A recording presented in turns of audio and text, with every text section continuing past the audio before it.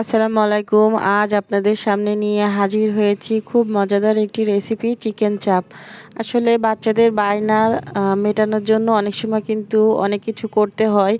ঘরে থাকা সামান্য কিছু উপকরণ দিয়ে আজ কিভাবে বাচ্চাদের বায়নাটা পূরণ করবেন সেটাই আমি আজ দেখাবো। দেখুন, আমি এখানে একদম সামান্য কিছু উপকরণ দিয়ে, হাতের কাছেই থাকে, সকলের ঘরে ঘরেই থাকে, এরকম কিছু উপকরণ দিয়ে চিকেন চাপ তৈরি করেছি। দেখুন, আমি এখানে প্রথমে একটা চিকেনের বেস্ট পিস নিয়ে নিয়েছি। এই যে চিকেনটার বেস্ট পিস একটাই নিয়েছি, একটাই করব। এখান থেকে মাঝখান থেকে আমি ফালি করে রেখেছি। দেখুন, ফালি করে আমি ছুরি দিয়ে একটুখানি কেটে নিয়েছি। এবারে আমি এই যে একটা শিলপাটার সাহায্যে এই যে এভাবে করে থেতো করে নিব। আপনারা চাইলে কিন্তু আপনাদের কিমা করা যে এইগুলি থাকে ওগুলো দিয়েও কিন্তু আপনারা থেতো করে নিতে পারেন। আপনাদের পছন্দ অনুযায়ী যে কোনো কিছু দিয়ে করতে পারেন। দিয়ে দেব হাফ চামচ আদার পেস্ট, দিয়ে দেব হাফ চামচ রসুনের পেস্ট, দিয়ে দেব হাফ চামচ জিরার পেস্ট, আর দিয়ে দেব এখানে হাফ চামচ পেঁয়াজের পেস্ট। আমি কিন্তু এইখানে অফিস কিনে একটা দিয়ে দিয়েছিলাম, একটা পাতিলেবুর হাফ আমি এখানে রস দিয়ে দিয়েছিলাম, সেটা আমি স্কিপ করে গেছি। আপনারা অবশ্যই পাতিলেবুর রসটা দিবেন, এতে করে জুসি ভাবটা থাকবে। এবারে দিয়ে দেব লবণ, সামান্য একটু লবণ দিব। দিয়ে দেব হলুদের গুঁড়া সামান্য পরিমাণে হাফ চামচ, ছোটো চামচেরও হাফ চামচ। দিয়ে দেব মরিচের গুঁড়া, মরিচটা আপনারা আপনাদের পছন্দ মতো দিবেন। দিয়ে দেব ধনিয়া গুঁড়া। এবারে টেস্টটা বাড়ানোর জন্য আমি এখানে যে নুডলসের ভিতরে যে মশলার প্যাকেটটা থাকে, আমি ওর একটা প্যাকেট আমি এখানে পুরোটা দিয়ে দিব। আপনারা যদি চান তাহলে কিন্তু টেস্টিং সল্টও দিতে পারেন, সয়া সসও দিতে পারেন। আমি ওগুলি দিচ্ছি না, একটা নুডলসের প্যাকেট পুরোটাই দিয়ে দিয়েছি। এবারে একটুখানি সরিষার তেল, 2 টেবিল চামচের মতো সরিষার তেল আমি এখানে দিয়ে দিয়েছি। দিয়ে এবারে হাতের সাহায্যে মেখে সুন্দর করে এটাকে ম্যারিনেট করে রাখবো।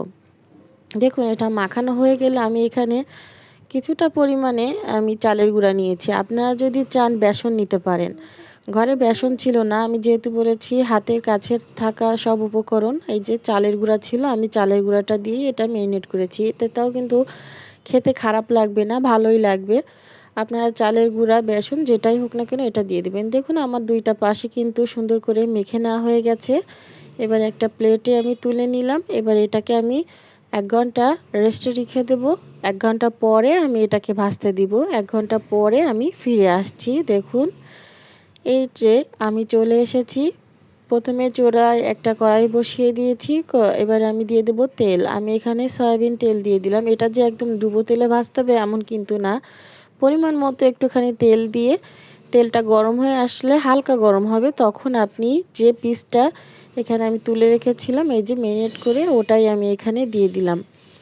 দেখুন, দিয়ে এটাকে আমি কিন্তু এখানে হাই হিটে ভাজবো না, একটু মিডিয়াম রেখে, যাতে ভেতরটা খুব সুন্দর করে সেদ্ধ হয়ে যায়।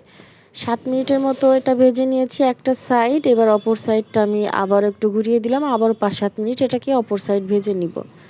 দেখুন, দেখতে কতটা ভালো লাগছে, এই যে কাছ থেকে দেখালাম। 5-7 মিনিট পরে কিন্তু আমি এই পাশটাও তুলে বদলে দিব। আমার এই পাশটা হয়ে গেছে, এবারে আমি এই পাশটাও একটুখানি বদলে দিব। দেখুন, এইভাবে উল্টে পাল্টে কিন্তু, দেখুন এই পাশটাও কত সুন্দর হয়েছে। এইভাবে উল্টে পাল্টে কিন্তু আপনারা আপনাদের পছন্দ অনুযায়ী আপনারা যেভাবে চাচ্ছেন সেভাবে কিন্তু ভেজে নিতে পারেন।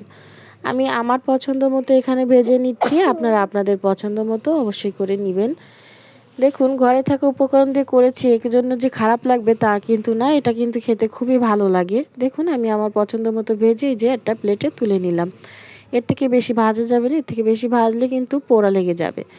দেখুন, আজ বাসায় শশা ছিল না, এর জন্য আমি সালাদ কাটিনি। আমি এখানে শুধুমাত্র টমেটো সস দিয়েই এটা সার্ভ করে দিয়েছি। সঙ্গে আমি যেহেতু এটা সন্ধ্যার নাস্তা, এই জন্য সঙ্গে আমি কিন্তু এখানে চা রেখেছিলাম।